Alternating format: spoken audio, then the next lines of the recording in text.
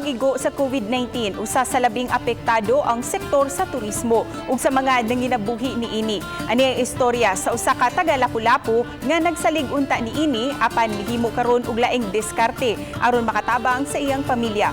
Ang report ni Nico Sereno. Wa magdahom si Raquel Antigua nga tungod sa COVID-19, mabag-o ang dagan sa iyang trabaho ug negosyo. Consultant ug board of directors siya sa usa ka kompanya nga nagtanyag og underwater attraction sa kauluhan ug dinhi sa Sugbo. Duna sab siya gibuksan nga travel agency nga nagtanyag og lain-laing tour packages. Apan ang tourism industry ang usa sa mga labing naapektuhan sa pandemya, butang nga gikalisdan niya pag-ayo. Totally twist 360 degrees. Kanang wa jud ka nag-expect. Then, like, I have my family to feed, I have my mom nga masakiton. So I have to find ways. Nakadesisyon siya nga mubalik sa iyang passion, ang pagluto. Sa iyang balay ra siya magpreparar sa iyang produkto nga iya ra sab specialty o kanunay nga hikayon sa mga family gatherings. Usa na niini ang iyang baked macaroni nga iyang ginegosyo karon.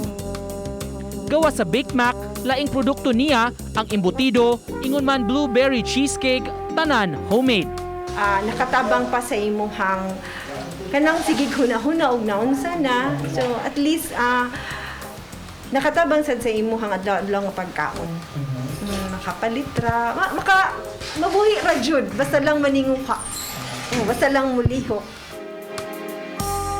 Hands-on si Antigua sa negosyo, siya mismo ang mo-deliver ngadto sa iyang mga customer.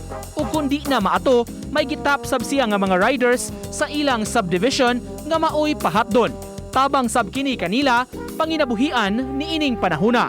Wa pa man matapos ang issue sa COVID-19, apan paniguro niya padayon lang sa pagtuo ug paningkamot kay magbunga ra gyud kining tanan.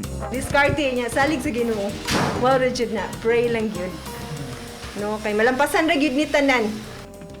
Uban ni Godfrey Relien, Nico Sereno, Balitang Bisdak.